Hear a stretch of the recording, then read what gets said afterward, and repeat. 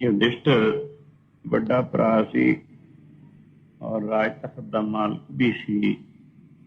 उसने दोवें हथ जोड़ के प्रार्थना की थी, प्रभु भगवान कैसे जानिए कलयुग आ गया। कृष्ण जी कहने लगे द्वापर खत्म होने वाला है, कलयुग ने अपने पैर है दुनिया विच आ पाए हैं।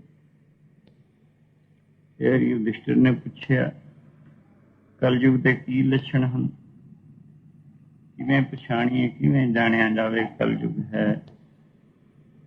सो उन्होंने कहा सवेर वेले इशनान आदि करके जदों तुसीं अपने रोज के नितनेम करने वास्ते बैठोगे, उस मौके तुहानूं दृष्टांत होणगे, वो कलयुग के लक्षण समझ लेना। ये पंजे भरा बड़े धर्मात्मा सन, भगवान के भक्त भी सन। जितनी देर तक सवेरे इशनान अपना नितनेम भजन का ना कर लेंदे, किसी काम में प्रवृत्त नहीं सन होंदे। भगवान कृष्ण ने इन्होंने एक कहा सी, जदों तुसीं सवेरे इशनान करके अपने भजन वास्ते बैठोगे, उस मौके तुहानूं कुछ न कुछ दृष्टांत होणगे, नजर आएगा। वो तुसीं कलयुग के लक्षण समझ लेना। इन्होंने कलयुग के लक्षण पूछे सी। तो इसी तरह अज सवेरे उठ के सौज दातन कुरला करके इशनान करके ये अपने अपने आसना ते आसज चौंकड़ा लगा के बैठ गए।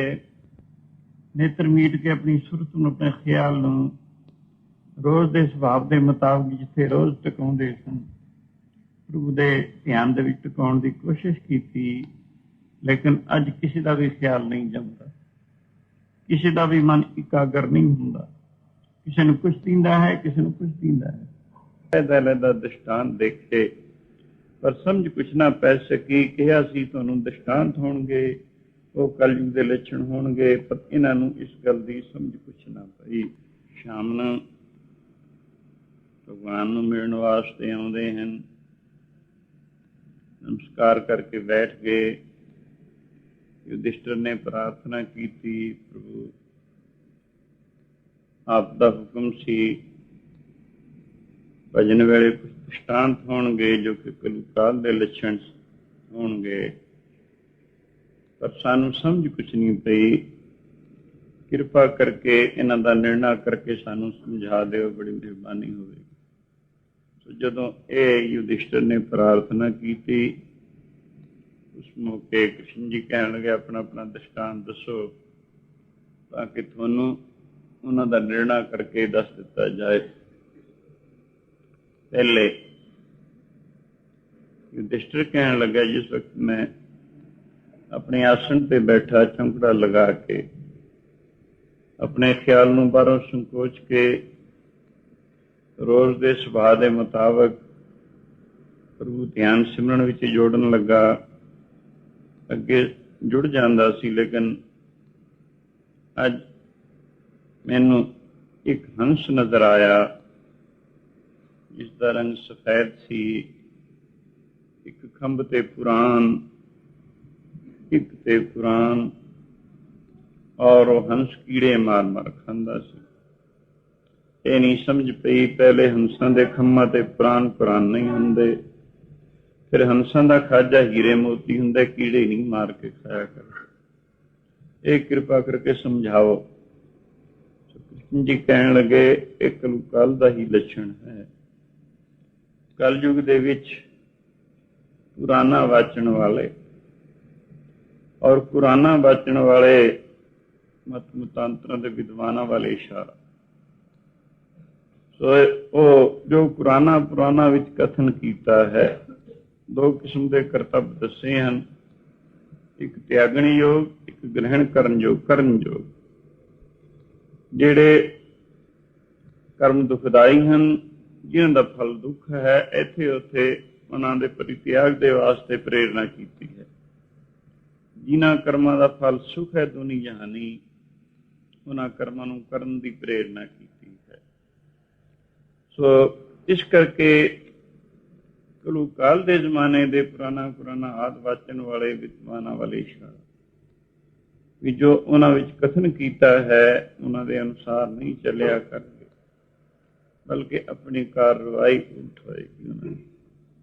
ਇਹ ਕਲੂ ਕਾਲ ਦੇ ਲੱਛਣ ਸਮਝ ਲੈਣਾ।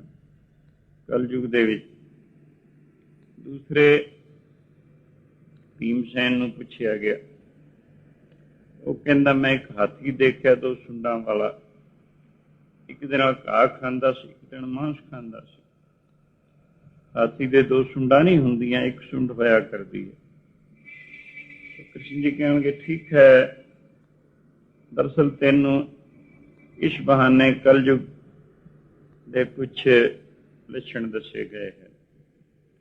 ਕਲਯੁਗ ਦੇ ਵਿੱਚ ਨਿਆਂਕਾਰੀ, ਨਿਆਂ ਤੇ ਬਿਠਾਏ ਹੋਏ ਜਿਹੜੇ ਲੋਕ ਹਨ, ਰਾਜਾ ਲੋਕ ਕਹਿ ਲਓ, ਨਿਆਂਕਾਰੀ ਕਹਿ ਲਓ, ਸੋ ਉਹਨਾਂ ਦਾ ਫਰਜ਼ ਪ੍ਰਜਾ ਨੂੰ ਸੁੱਖ ਦੇਣਾ ਹੋਇਆ ਕਰਦਾ। ਪਰ ਕਲਯੁਗ ਦੇ ਵਿੱਚ ਐਸਾ ਹੋਵੇਗਾ, ਉਹ ਸੱਚੇ ਝੂਠੇ ਦੋਨੋਂ ਤੋਂ ਵੱਡੀਆਂ ਲੈ ਕੇ ਕੰਮ ਕੁਛ ਨਹੀਂ ਕਰਿਆ ਕਰਦੇ। ਇਹ ਕਲਯੁਗ ਦਾ ਵਰਤਾਰਾ ਹੋਏਗਾ, ਪਬਲਿਕ ਦੁਖੀ ਹੋ ਜਾਏਗੀ, ਇਨਸਾਫ ਨਹੀਂ ਮਿਲਿਆ ਕਰੇਗਾ। ਸੋ ਤੀਸਰੇ ਅਰਜਨ ਨੂੰ ਪੁੱਛਿਆ ਤੂੰ ਦੱਸ। ਅਰਜਨ ਕਹਿਣ ਲੱਗਾ ਮੈਂ ਇੱਕ ਗਊ ਦੇਖੀ ਜੋ ਆਪਣੀ ਵੱਛੀ ਨੂੰ ਚੁੰਗੀ ਜਾਂਦੀ ਸੀ। ਉਲਟ ਗੱਲ, ਚੁੰਗਣਾ ਵੱਛੀ ਨੇ ਗਾਂ ਨੂੰ ਸੀ। ਕਹਿਣ ਲੱਗੇ ਹਾਂ ਇਹ ਕਲਯੁਗ ਦਾ ਦ੍ਰਿਸ਼ਟਾਂਤ ਹੈ। ਕਲਯੁਗ ਦੇ ਸਮੇਂ ਦੇ ਵਿੱਚ ਜੋ ਲੋਕ ਲੜਕੀਆਂ ਦਾ ਪੈਸਾ ਲੈ ਕੇ ਖਾਇਆ ਕਰਨਗੇ, ਉਲਟਾ ਜਿਹੜਾ ਉਹਨਾਂ ਨੂੰ ਕੁਛ ਦੇਣਾ ਬਣਦਾ ਹੈ, ਜਾਂ ਵਕਤ ਅੱਜ ਕੱਲ੍ਹ ਲੋਕੀ ਲੜਕਿਆਂ ਦਾ ਪੈਸਾ ਵੀ ਲੈ ਕੇ ਖਾਇਆ ਕਰਨਗੇ, ਪਹਿਲੇ ਮੰਗਿਆ ਕਰਨਗੇ ਕੀ ਦਿੰਦੇ। ਇਸ ਦਾ ਨਤੀਜਾ ਦੁਖੀ ਹੋਣਾ ਹੈ। ਇਸ ਕਰਕੇ ਇਹ ਵੀ ਕਲਯੁਗ ਦਾ ਲੱਛਣ ਹੀ ਹੋਏਗਾ।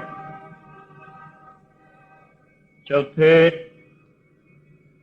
ਨਕਲ ਕਹਿਣ ਲੱਗਾ ਮੈਂ 3 ਖੂਹ ਦੇਖੇ ਮਤਵਾਤਰ, ਵਿਚਾਲੜਾ ਸੁੱਕਾ, 2 ਲਾਂਦਿਆਂ ਵਿੱਚ ਪਾਣੀ ਵੱਲ ਦੀ ਧਾਰਾ ਇੱਕ ਦੂਜੇ ਨਾਲ ਤਾਲੁਕ ਰੱਖਦੀ ਹੈ। ਵਿਚਾਲੜਾ ਸੁੱਕੇ ਦਾ ਸੁੱਕਾ, ਇਹ ਕਿਰਪਾ ਕਰਕੇ ਦੱਸੋ। ਕਹਿਣ ਲੱਗੇ ਹਾਂ ਇਹ ਵੀ ਕਲਯੁਗ ਦੇ ਲੱਛਣ ਹਨ।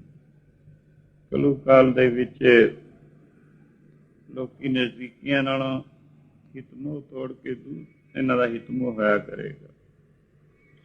ਇਸ ਕਰਕੇ ਧਨ ਦੌਲਤ ਦਾ ਹੀ ਪਿਆਰ ਰਹਿ ਜਾਏਗਾ। ਇਸਤਰੀ ਪੁਰਖੇ ਦਾਮਿਤ ਭਾਵੇਂ ਆਏ ਕਿਥਾਂ ਹੂੰ ਜਾਹੀ, ਇਹ ਕਲਯੁਗ ਦੇ ਲੱਛਣ ਹੋਣਗੇ। ਪੰਜਵੇਂ ਸਹਿਦੇਵ ਕਹਿਣ ਲੱਗਿਆ ਮੈਂ ਇੱਕ ਪਹਾੜ ਤੋਂ 1000 ਮਣ ਦਾ ਪੱਥਰ ਉੱਡਦਾ ਦੇਖਿਆ, ਬੜੇ ਬੜੇ ਕੇਲੋਂ ਚੀਲ ਲਿਆਰਾ ਦੇ ਦਰਖਤਾਂ ਨੂੰ ਭੰਦਾ ਤੋੜਦਾ ਚਲਾ ਰਿਹਾ ਹੈ, ਕੋਈ ਵੀ ਦਰਖਤ ਉਸ ਨੂੰ ਰੋਕਣ ਨੂੰ ਸਮਰੱਥ ਨਾ ਹੋ ਸਕਿਆ। ਅਖੀਰ ਸੂਖਮ ਤੀਲਾ ਘਾਹ ਦਾ ਆ ਗਿਆ, ਜਿਸ ਦੇ ਆਸਰੇ ਉਹ 1000 ਮਣ ਦਾ ਪੱਥਰ ਠੱਲਿਆ ਗਿਆ। ਉਸ ਸੂਖਮ ਤੀਲੇ ਘਾਹ ਦੇ ਨੂੰ ਤੋੜਨ ਨੂੰ ਸਮਰੱਥ ਨਾ ਹੋ ਸਕਿਆ। ਸੋ ਇਹ ਬਚਨ ਸੁਣ ਕੇ ਕਹਿਣ ਲੱਗੇ ਹਾਂ ਇਹ ਕਲਯੁਗ ਦਾ ਹੀ ਲੱਛਣ। ਕਲਯੁਗ ਦੇ ਵਿੱਚ ਲੋਕੀ ਪਹਿਲੇ ਸਮਿਆਂ ਵਾਂਗੂ ਕਈ ਬਾਜ ਸਾਧਨ ਕਰਕੇ ਆਪਣੇ ਮਨ ਨੂੰ ਇਕਾਗਰ ਕਰਨ ਦੀ ਕੋਸ਼ਿਸ਼ ਕਰਿਆ ਕਰਨਗੇ।